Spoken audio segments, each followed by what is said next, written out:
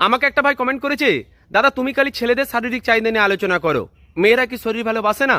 মেয়েদের কি শারীরিক চাহিদা নেই? তাহলে মেয়েদের উপরে কেন কোনোদিন ভিডিও বানাওনি? দেখো ভাই, শারীরিক চাহিদা নারী পুরুষ সকলের মধ্যেই থাকে, কিন্তু এই শারীরিক চাহিদার বিকাশটা নারী পুরুষের মধ্যে একটু ভিন্ন হয়ে থাকে। সেটা কিরকম জানো? একটা ছেলে যখন মানসিক দিক থেকে ক্ষতিগ্রস্ত থাকে, একটা ছেলে যখন ডিপ্রেশনে ভোগে, তখনও কিন্তু সে তার সঙ্গীত থেকে শারীরিক চাহিদা আশা করে। কিন্তু এটা মেয়েদের ক্ষেত্রে একটু আলাদা হয়।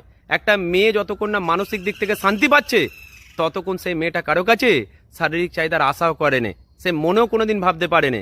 মেয়েরা সবার আগে মানসিক শান্তি চায়, তারপরে শারীরিক চাহিদার কথা ভাবে। কোনো মেয়ে যদি মানসিক দিক থেকে ক্ষতিগ্রস্ত থাকে, তাহলে সেই মেয়েটা কোনোদিনই কারো কাছে শারীরিক চাহিদার জন্য ছুটে যাবে না।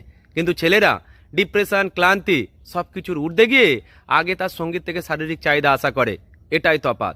ছেলেরা ভালো মন্দের মধ্যে দিয়ে সবসময় শারীরিক চাহিদাটাকেই বড় করে দেখে, কিন্তু মেয়েদের আসল শক্তি হলো তার মনের শান্তি।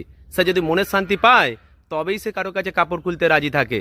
আর সে যদি মনের দিক থেকে ভালো না থাকে, তাহলে সে যত বড় রাজপুত্র হোক না কেন, মেয়েটা তার কাছে কোনোদিনই শুয়ে পড়বে না। ভালো থাকবেন সকলে।